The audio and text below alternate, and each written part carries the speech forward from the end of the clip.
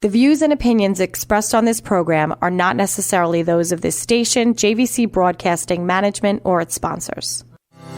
This is Denise Nostrom, CEO and founder of Diversified Financial Solutions. Now more than ever, investment advice is needed. Not just where best to invest your money, but why. Are you investing for your future retirement? Are you retired and looking to maximize your income? Are you maximizing your income and concerned with leaving money for your loved ones? Are you investing for your retirement at the same time saving for your children's education and at the same time saving to buy another home? Are the markets in line with your goals? Are your goals ever changing? Please contact me at 631-758-8691. That's 631-758-8691, or visit us at diversifiedfinancial.biz. For over 25 years, I have been helping individuals, families, and business owners navigate through all market conditions with only one goal in mind, my clients. Visit me at diversifiedfinancial.biz or call Denise Nostrom, founder of Diversified Financial Solutions, at 631-758-8691. That's 631-758-8691 for a conversation about my most important client, you.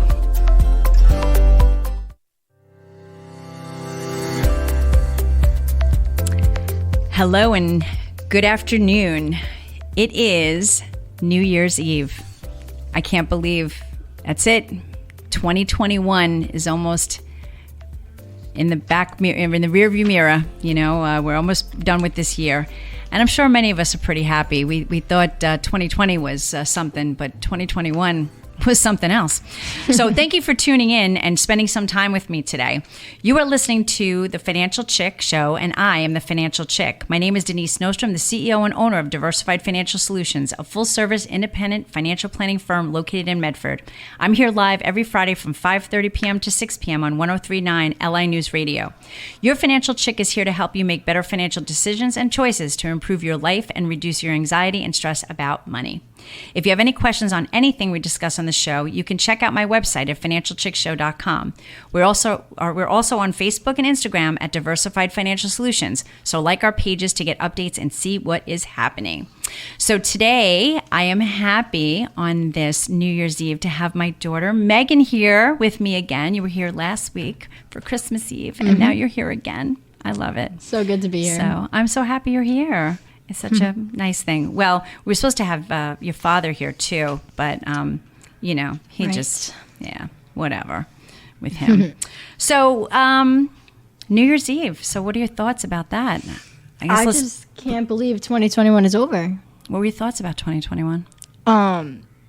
There was a couple months that were my prime. Of course, the June to August is always just great period of time. As for the summer. To this summer was really good, but 2021 as a whole, honestly, I don't even know what to call it. I have no words at all. No words. Well, but there were some highlights, right? Yeah. I mean, you got a job. I did get a job that you like a lot. I do. Right? Yep. The gymnastics, you won all county. All league. All league. So that was a pretty big deal. And the fact that you actually were able to do gymnastics and everything. Yeah, like normal season. Like everything normal was season. Good. Yeah. What else? I'm trying to think. I'm sure there was more things. I'm sure there was too. Right? I did get my braces off this year. Oh my God, that's another big thing. To say, but that did happen at the beginning of the year. It's almost been a year now. Yeah. And it kind of shows how long you haven't been here, because Dave, the executive producer, said that he hasn't seen you. Last time you saw you had your braces on, which is actually crazy. Is so insane, because that's how quick this year went. I don't think it's been that long, but apparently it has been. I know, crazy stuff. So I'm looking forward to a new start, a new year. So let's talk about some fun facts. For the new year, for New Year's Eve. Actually, I'm gonna kind of go over here. So they say that 24% of Americans this year plan to celebrate New Year's Eve at home. So what are your thoughts about that? I think that's a good idea. I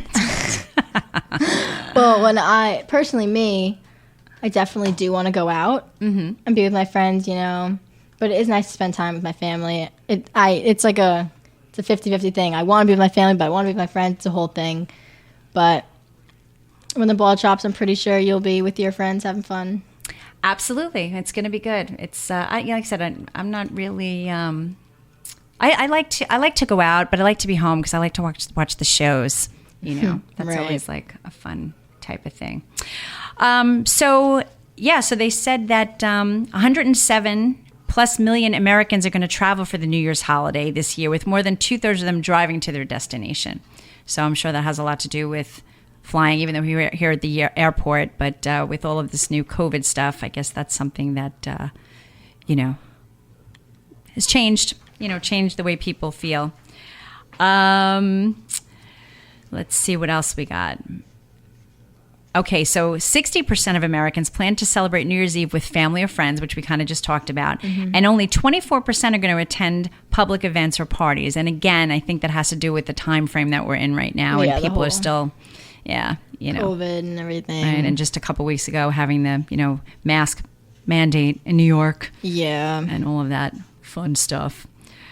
So let's see what else. Glasses of sparkling wine are drunk each year New Year's Eve. It's 360 plus million. Mm-hmm. So toasting in to the new year. So we always give you a little taste, right? Yes, of course. We've always done that just to kind of toast in the new year and that type of thing. Very interesting statistic. Now, 17.1% of emergency room visits on New Year's Eve are drug or alcohol related. Which I can see happening. Any holiday. Mm-hmm. Yeah, so that's I feel like something. New Year's Eve is a really big going out and drinking night. Mm-hmm. Like I've seen. Right. Well, being 15, that is, something movies like and stuff. learn to learn that this is not a good thing to do in the future, And then in the same vein, which is kind of scary, 43,800 people get hurt in car crashes each New Year's Eve holiday, which is kind of scary. So again, be safe out there, do the right thing. Okay, this is a really interesting thing. Well, I'm going to ask you what you think. The average period that Americans keep their resolutions, how many days do you think it is? Oh, I would say definitely under a month. Like, are we talking days? Probably like 10. Because I could tell myself that I'm going to go to the gym, but I know I'm not. Mm-hmm. All right. Well, it's a little bit higher than that. It's actually 36 days that people, their resolutions just go away. Yeah. And 16% of Americans admit that they didn't stick to any of their resolutions that they made. I'm part of the 16%. So let's talk about that. So what are some of your resolutions? Well, honestly, I would love to better myself as a person, just like everyone else does every new year. I love that. But definitely a gym. I do want to get that nice body for summer. Okay. But I don't have a car, so it is hard to get there and back, if you know what I'm saying. Mm-hmm. But once May rolls around, it's over. Oh, I'll be there every day. You won't even see me anymore. Oh, really? Is that what's going to happen? Is that the teenage way? That's what goes on yes. here? Okay. All right. Well, it's good to know. So getting yourself in shape, which I don't really think you really need to do that, but it's good. And what about saving money? Yes, How about do. That as a financial advisor, your mother. Okay. A lot of goals for this year, and saving money is definitely needed to accomplish those goals. Okay. And what are some of your goals? Definitely to get my own little center console, because a couple years back I did get my boating license. People. Oh, okay. I was gonna say, all right. Yes. Tell people what that means. Center console, just a little boat, just to take back and forth to Fire Island with my friends, because the ferry is a big expense, and that'll also save some money, which I know you like to hear. So, yep, that is definitely a big goal of mine. Okay. All right. And then the car. Yes, the car. Right. Now we talked about grandma's apparently going to be purchasing said car for you. She is. However, so gas is a really big thing as well. That's right. But honestly, I think I got that down pat. You do. Let me tell you. All right. Yes, I have it all planned out in my head. So perhaps I have taught you well. Perhaps. Okay. I hope so. Now this is a very interesting stat. Now you'll be able to. We'll have once I say it, you'll know what I mean. What percentage of Americans fall asleep before midnight on New Year's Eve? Well, we have a 1% in our house. We do. Or if we took the three of us, it's 33%. Right. Okay, so it's actually 26% of Americans fall asleep before midnight. And you know how that aggravates me. Oh, I know. It Totally. aggravates me too. I don't get why you can't stay up the extra hour on just New just Year's the one Eve. night. Like, I don't get one it. night. It makes no sense. It's like it's you're stepping into the new year. Yeah, It's a pretty big deal. We're here talking about my father.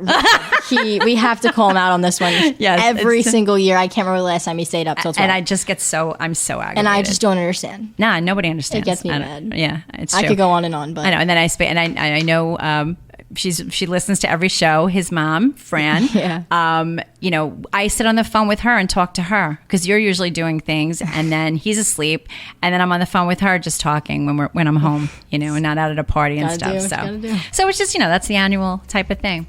So and then of course 50% of Americans plan to kiss someone at midnight. So that's kind of cool, But anyway, so we're getting close to the break. This is the Financial Chick. We're doing something a little different today. We're just talking about some stats since it's New Year's Eve.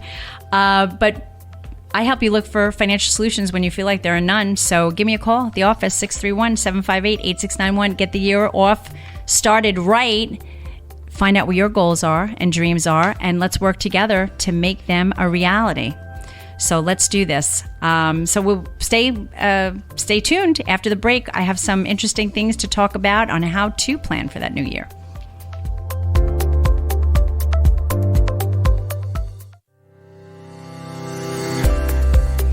Welcome back on this New Year's Eve 2021. This is Denise Nostrom, the Financial Chick. My company is in Medford, and you can reach me at 631-758-8691 or visit my website at financialchickshow.com. I'm here to help you on your financial journey. Over the years, things change, and I'm here to help you navigate all those changes. If you're just tuning in, we're going over some statistics or some fun facts about New Year's Eve. And now we're going to jump into a financial checklist on how to start your new year, 2022. So with 2021 almost being behind us, we're so close at this point, it's time to look forward to a new year. So I'm going to use this opportunity to give you some 7 steps to get things prepared and things that you should start thinking about and things that you should do. So it's easy. It doesn't take a lot of time to do this stuff. Well, I guess, I should always say, it seems easy, but I know sometimes in meeting with new people, or my clients, that sometimes it is challenging. But that's what I'm here to do, is to help make it easy for you.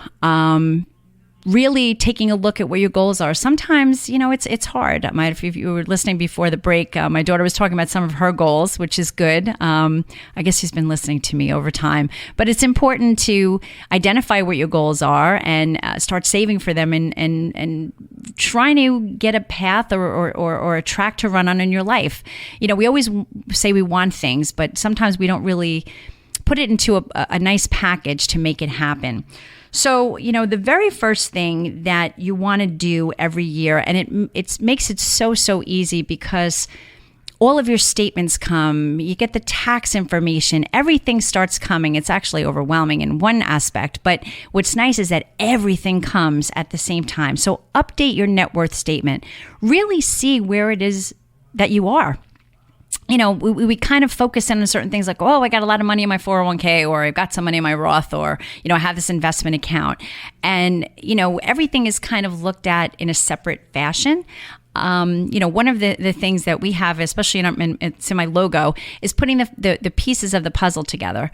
And net worth is really kind of the first place to start, because if you know what you have, you kind of can get a good idea of where you're going to go and what resources that you have, they're going to help you get there. It's just like when I'm in the airport here, when, you're planning for a trip, you have to get your flight and you're looking at whether it's a direct flight or you're going to have a layover, or, how many hours is it going to take? How you're scheduling your meals. We don't get fed on airplanes anymore. So there's a lot of things that go into it. And they do say, it's been known that people spend more time planning a vacation than planning their future. So let's not do that in 2022. So, with your Your net worth, you want to get a listing of everything that you own, your assets, and then everything that you owe, your liabilities. And that, of course, that difference is your net worth. So we want to see that that looks positive. And if it's not positive, why it isn't. And I tell clients that's kind of the report card. We go back to that every single year that we meet. And if the assets are going up, that's good. If the liabilities are going down, that's good. If either one of those things are doing the opposite, we need to do something to make it change. So it's really important to see where it is and to hone in onto those, not a one and done, but to update. And that's something I do with my clients every year. We update their net worth statement just to kind of see where everything is. And it helps you to make decisions. Oh, Denise, I need a car. So if I have a good outline of what you have, we can kind of hone in and see where you can get that money for that car, or maybe it would make sense to take a loan or whatever the case may be. Second thing that you want to do is review your spending. Okay. You can go to each one if you put a lot of things through your credit card, or you do the checkbook, or whatever method that you utilize to pay your bills. Review that. See what you're spending the past year and evaluate what's going on. I mean, if you realize that you've spent a lot of money maybe dining out, maybe you need to pull that back, because maybe saving just even $100 or $200 a month of dining out expenses can get you closer to that goal of whether it be a vacation or a new home or maybe that car, whatever it is.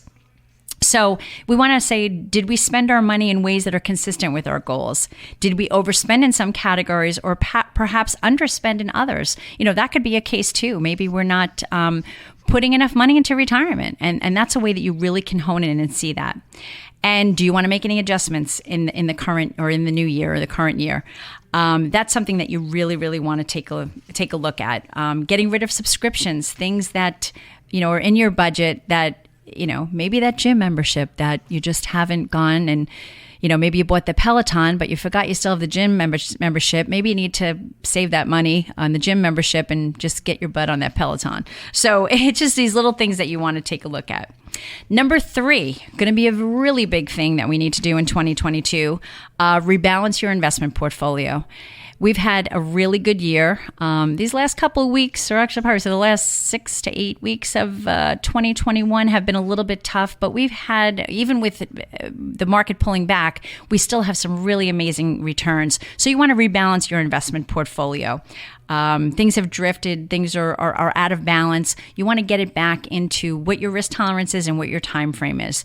And everything, whether it be your ETFs, your stocks, your bonds, and looking at it where, as an overall, like I talked about earlier, looking at everything together. You may be very highly concentrated in technology funds, and with rates rising, we may see technology funds get hurt. A lot of people have overloaded in those because they've done very well, and you've done well. But sometimes you have to kind of take some money off the table, and I think that's going to be a really important thing to do in 2022. Check your investment expenses. A lot of times, there's costs that you're incurring that you may be able to do better. Maybe make adjustments or, do something that's a little bit different. And so that's something that you really want to do. But I'm going to say, don't predicate every investment decision on the fact that they're cheap. There are cheap things that are just not going to perform. There's a company that starts with a letter V, and they profess that they do well because they're no load.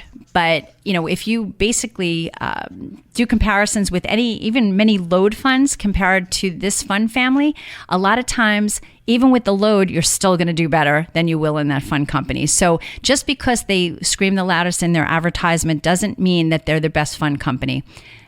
You just have to evaluate and do research, and that's something I can help you do. Number 5, check your retirement contributions. The new year, we're going to have new numbers, which I will kind of talk about in January. There's going to be new numbers for the 401ks and various different things. So make sure you're contributing. If there's any changes, you're going to want to take a look at that. And number 6, plan your charitable contributions for 2022. Take a look at when you do your taxes for 2021, do some planning to see how you can maximize and keep more of what you earn. And number 7, simplify your finances. There's so many times that I meet with clients and they just have IRAs in like 7 to 10 different companies, and they're getting statements and they're totally overwhelmed with so many different things. So try to find a way to consolidate some of these things. If you have old 401ks at companies, look to roll them over. Get a good accounting of where everything is. It's just going to make your life so much better and make you feel that much more confident about your investments. And like I said, if you need help, give the office a call, 631-758-8691, or go to financialchickshow.com to visit my website and get more information. But let's make 2022 a great year. It's really about taking control of your situation. And a lot of times we don't do that because we want to procrastinate or we don't want to know the reality. But knowing is better. It really is, even if it's bad, because if it's bad, then we can fix it. But if you wait too long, there's no way you can fix it. So I want to wish everybody a very, very healthy, happy, prosperous, and peaceful 2022. We've had a tough year again this year in 2021. So I'm just hoping that we can make it a good one. Let's make 2022 great again. And we will have, I'm excited to be with everybody in the new year. So enjoy the night. Please have a designated driver if you're drinking. Be safe and be well. See you soon.